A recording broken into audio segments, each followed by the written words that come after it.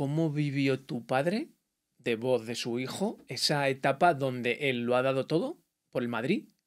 Cree, me imagino que iba a continuar y el Florentino es el que entra en el Madrid y se lleva un poco como la gloria. O sea, es en casa, ¿cómo se vivió eso y cómo lo vivió él?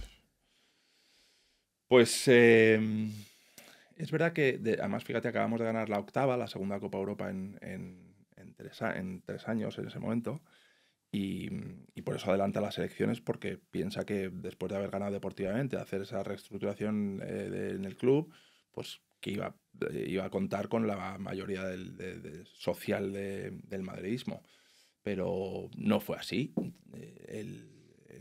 El socio decidió otra cosa, eh, lo aceptó de aquella manera y lo llevó muy mal. Muy mal, muy mal, porque él no entendía, con todo lo que había hecho por el Madrid, eh, no entendía que no siguiera siendo el presidente, no lo entendía. Eso a él le dejó bastante tocado. Dejó bastante tocado porque no lo entendía con todo lo que había hecho y que de repente pues no siguieran contando con él. De hecho, luego a las siguientes elecciones también acudió. Claro, ya Florentino había cogido la ola y era imposible de parar, ¿no? Pero él seguían dándose de bruces contra la pared pensando, no puede ser. Y no se daba cuenta que no, que ya había perdido esa ola y que ya era muy complicado. Y de hecho, bueno, pues ahí sigue Florentino, ¿no? Es verdad que quitando ese periodo en el que él se echó a un lado y entró Ramón Calderón, pues ahí sigue, ¿no? Y la realidad es que a él le costó mucho.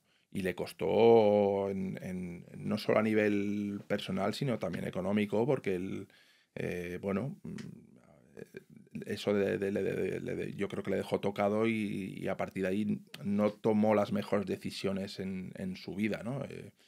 Pero bueno, es parte de un proceso que tienes en tu vida y a él le costó aceptar que Florentino fuera presidente y él no durante un tiempo, pero una vez pasado ese tiempo, bueno, pues hizo las paces con sí mismo, entiendo, Mm. y a partir de los últimos 10 años ya hacía o sea, él iba al palco todos los partidos y ya como que con Florentino no se hablaba ni se llevaba, y llegó un momento que dijo, bueno, o yo entiendo que él pensó, bueno, yo creo que ya es una tontería Sí. seguir dándome de cabezazos contra una pared, dejó de hacerlo y empezó a convivir con Florentino y o sea, con lo que es el club como un expresidente como era, además, ¿no? Y bueno, desde luego.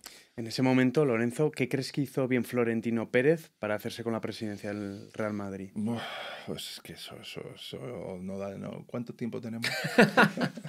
Bueno, con que nos des cuatro Es pinceladas. que, es que son muchas cosas, ¿no? Hubo muchos factores, ¿no? Todos dicen el factor Figo, ¿no? El que fichó a Figo cuando era del Barcelona, que seguramente fuera otro factor más a añadir, ¿no? Eh, él firmó a Figo en plenas elecciones y eso, pues seguramente fuera un factor importante, ¿no? Para que la gente pudiera confiar en él. Yo sé que a nivel político él venía respaldado por los que mandaban entonces. Él se juntó con mucha gente con mucho poder a nivel empresarial, donde, bueno, pues había mucho también socio madridista. Había muchos factores que hacían que mi padre, a pesar de haber ganado esa octava Copa de Europa y de haber hecho las cosas muy bien, pues se llegara al punto que se perdieron esas elecciones por poco, pero se perdieron.